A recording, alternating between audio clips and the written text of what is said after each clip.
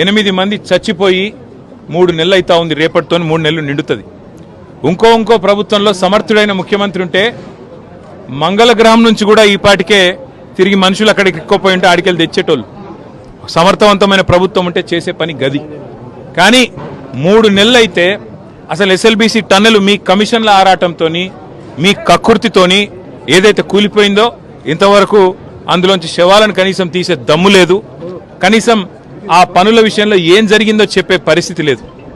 అదేవిధంగా Sunkishala retaining wall కూలిపోయింది. Sunkishala retaining wall కూలిపోతే ఇప్పటి వరకు ఆ సంస్థ మీద కానీ ఆ ఎందుకు కూలిపోయిందన్న దాని మీద కానీ ఎలాంటి ఎంక్వైరీ లేదు, ఎలాంటి కమిషన్ లేదు. ఆ సంస్థ మీద ఎలాంటి చర్య తీసుకున్న పాపాన పోలేదు. వట్టెం పంప్ హౌస్ మునిగింది కాంగ్రెస్ వచ్చిన తర్వాత, ఇంతవరకు దాని మీద చర్యలు లేవు.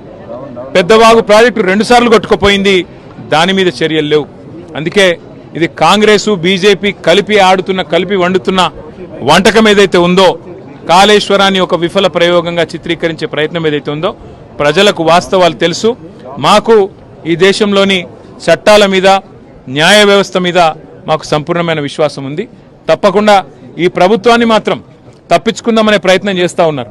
అంటే కమిషన్ల పేరిట, కాలయాపన పేరిట, కమిటీల పేరిట తామిచ్చిన 6 గ్యారంటీలు, 420 హామీలు, వాటిని ప్రజల దృష్టి వాటి నుంచి పక్కకు తీసుకుపోయే ప్రయత్నం ఏదైతే చేస్తున్నారో వదిలిపెట్టే సమస్య లేదు.